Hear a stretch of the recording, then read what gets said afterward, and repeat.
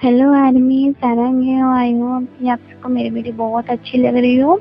और आप सब मेरी वीडियो अच्छी लगी तो प्लीज़ लाइक और कमेंट करना ना भूलना। और मैं पुनर्जन्म का पार्ट 2 एक्सप्लेन करने जा रही हूँ। जैसे कि आप पिछले पार्ट में देख लिया था कि जंगकुक को दूसरे राजा ने अच्छा खाना पीना दिया। उसके बाद उसको तय के बारे में बोला और इंडिया के बारे में जैसे बोला गया है। और जंगकुक को इंडिया आने का बहुत इच्छा है, तो देखा जाता है कि इंडिया आते कि नहीं। अब मैं आगे स्टोरी शुरू करती हूँ। जंगकुक को उसके बाद इंडिया आने का इच्छा होता, तो जंगकुक बांग्लादेश में जो सारा उनके काम थे वो सारा 2 से 3 दिन में कंप्लीट करके इंडिया आने के लिए वो रवाना होते हैं। उधर अपने भाई और सैनिक को लेके इंडिया आते हैं। तो इंडिया में तो ये पता नहीं था पहले कि पे कहाँ रहती है, मतलब कौन से राज्य में रहती है, तो पता नहीं था। तो वो राज्य में घूमने लगे और सारी जानकारी लेने लगे। तो उनको जिन जिन बहुत से राजा ने अपनी राजकुमारी के लिए उनका हाथ मांगा, पर उन्होंने मना कर दिया और बोला कि नहीं, हम आपकी राजकुमारी को नहीं पसंद करते, इसलिए आप हमें माफ़ कर देना और आप उनके लिए और अच्छे राजकुमार ढूंढ सकते हैं। ऐसा बोल के पोलाइटली उधर से चले आते थे। ऐसे वो भी थोड़ा परेशान हो गए थे, क्योंकि ना उधर भी उनको मतलब शादी के बारे में पता हो रही थी, इसलिए वो आए थे। और इंडिया में आए तो फिर भी उनकी राजकुमारी लोग उनको पसंद आ रहे थे, तो वो भी शादी करना चाहते थे, तो इसलिए थोड़ा परेशान हो गए। ऐसे ही धीरे धीरे वो पूरे भारत को घूमने लगे। पूरे भारत में रहकर उसका खाना पीना और रहन सहन को जानने लगे। उनको भारत की जो संस्कृति थी उनको बहुत अच्छी लगी। तो वो ऐसे करके एक बार जो पूर्व में जो राजकुमार और थे ना, उनके साथ एक बार उनकी अच्छा सा मिलते और उन लोग के साथ पूछते कि भाई आप ऐसे ही रहते हो। पूछते पूछते उन्होंने ते के बारे में पूछा, जबकि उन्हें पता चला कि ते दक्षिण में रहती है और दक्षिण की वो बहुत छोटी राजकुमारी भी है। तो उधर से वो दक्षिण की तरफ जाने लगे। तो दक्षिण पहुंचते उनको 2 दिन का समय लग गया। दूर से दक्षिण पहुंचने का टाइम हो जाएगा ना। तो उधर भी वो कितने सारे राज्य घूमे दक्षिण में। तो दक्षिण में घूमे तो बाकी सब राजाओं ने उनका बहुत अच्छा स्वागत किया, खाना पीना देखभाल बहुत अच्छा किया। और उधर से जो भी जो सामग्री उनकी अच्छी मतलब होती थी, वो सब उनको तोहफे के रूप में दिए। और उनका व्यापार की जो बात थी वो भी उनका स्वीकार किए। वो भी बहुत ज़्यादा खुश हुए।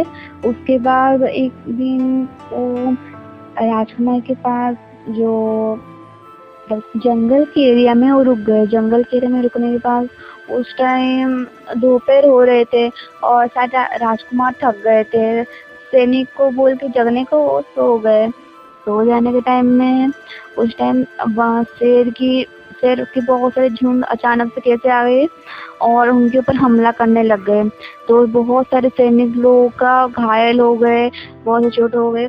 तो जैसे आवाज़ सुने तो जंगकुक, सुगा और जेओ ये सब उठ गए और बाहर निकले देखे कि शेर हमला हो रहे हैं। तो वो भी अपने अपने हथियार लेके सब शेर खड़े हो गए और शेर के साथ लड़ने लगे। पर तभी भी उनको चोट लग रही थी। उसी समय ते और जिमिन और लिसा इन लोग अभी जंगल में खेल रहे थे और घूम रहे थे। तो ये लोग शेर की आवाज़ सुने और किसी की बचाओ ऐसा करने की आवाज़ जब सुने ना, तो घबरा गए और उसी तरफ जाने लगे। उसी तरफ जाने के बाद उन्होंने देखा कि 3 राजकुमारों के ऊपर किसी शेर की झुंड ने हमला कर दिया है और सारे सैनिक लोग घायल हो चुके हैं। शेर की झुंड बहुत ज़्यादा ही है, तो इसलिए राजकुमारियाँ थोड़ी जल्दी जाने लग उनके तीनों राजकुमार के पास जाने लगी। तीनों राजकुमारों को उन्होंने बोला कि अपना अपना सिर झुका दो, जिस कारण से शेर आपसे अपना सिर झुका देने से और नजरें नीचे कर देने से शेर चले जाते हैं। तो तीनों राजकुमार ने मना कर दिया कि बोला नहीं, हम नहीं करेंगे। तो राजकुमार के पास कोई और चारा बचा नहीं था, तो क्या तीनों राजकुमारों के सामने आ गए। तीनों राजकुमार जब शेर हमला करने वाला था तो वो अपने नजरें नीचे कर दिए। नजरें नीचे कर देने के बाद शेर अपने रास्ते में चले गए। शेर उनके ऊपर हमला भी नहीं किया और बहुत अच्छे से वो लोग चले गए। और राजकुमार बहुत ज़्यादा घायल हो चुके, मतलब चोट बहुत ज़्यादा लग चुकी थी, खून भी बह रहा था। इसीलिए ते, जिमिन, लिसा इन लोग राजकुमार को उठने में मदद किया और अपने राजमहल लेके आए। ते ने अपने पिता को ये सारी बात बताई तो राजा भी बहुत ज़्यादा खुश हुए। तेज बहादुरी की बात सुन के उन लोग को पहले चिकित्सालय में लिया गया और चिकित्सा करने के लिए सारे जहाँ पे रखे। तो औषधि वो सबका ते ने तैयार किया। वेद को आने में अभी भी टाइम था, तो इसलिए ते जाके फटाफट कुछ जड़ी बूटी लाके और जड़ी बूटी बना के तीनों राजकुमार को वो लगाने के लिए दासे को बोल दी, जिस कारण से दासी लोग भी उनको लगा दी। लगाने के बाद तीनों राजकुमार को थोड़ी राहत मिली और दर्द कम हो गया। अभी भी कुछ जड़ी बूटियां थी जो बहुत कीमती थी और वो सिर्फ जंगल में मिलती थी, वो इधर कहीं भी नहीं मिलती थी। तो वो सारी जड़ी बूटियां ढूंढने के लिए ते को जंगल जाना पड़ता। तो जिमिन और लिसा को वो राजकुमारों का ध्यान रखने को बोलकर वो जंगल में चली गई। लिसा ने ते को मना किया, बोला कि नहीं, वेद जो आएंगे उनको वो हम बोल देंगे कि वो चले जाएंगे। पर ते बोले मैं हमेशा जाती हूँ तो मुझे कुछ नहीं होगा, मैं जा रही हूँ, तुम ध्यान रखना। जिमिन को भी ऐसा बोलकर वो उधर से जंगल की तरफ चली गई। जंगल में जाके उनको बहुत टाइम हो गया था। जिमिन और लिसा भी बहुत ज़्यादा घबरा रही थी। उधर ते जंगल में जैसे गई, उनको जड़ी बूटी ढूंढने का बहुत ज़्यादा मुश्किल हो रही थी, क्योंकि जंगल के बहुत अंदर वो जड़ी बूटी मिलती है। तो जड़ी बूटी जब मिल गई तो वो जब जाने के जल्दीबाजी में वो नीचे की तरफ देखी नहीं, जिस कारण से उनके पाँव में कांटा चुभ गए। कांटा चुभने के कारण से कांटा जो चुभा, इस कारण से वो घायल हो गई और उधर बैठ गई। तो कांटा निकाला, उसके बाद वो तेज से चलने लगी तो पाँव में दर्द हो गया। फिर वो चल भी नहीं पा रही थी, उधर बैठ गई।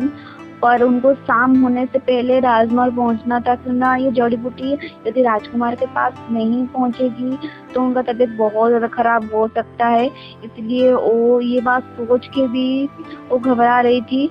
और हम ये आगे हम देखेंगे कि ये राजमहल कैसे पहुंचती है, या राजमहल पहुंच पाती है, समय से नहीं पहुंच पाती है, और राजकुमार का सेहत कैसा होता है, ये हम आगे की स्टोरी में देखेंगे। और आप सब आर्मी प्लीज़ मेरे वीडियो को लाइक से कमेंट करना ना भूलना, प्लीज़ आर्मी। और मेरी वीडियो यदि अच्छी लगे ना तो प्लीज़ लाइक से कमेंट करना, जैसे कि मुझे पता चले कि आप लोग मुझे मेरी वीडियो को मतलब सपोर्ट कर रहे हो, इसलिए। तो बाय आर्मी, सरेंगे हो। आई होप कि आप सब मेरी वीडियो पर कमेंट करेंगे। बाय।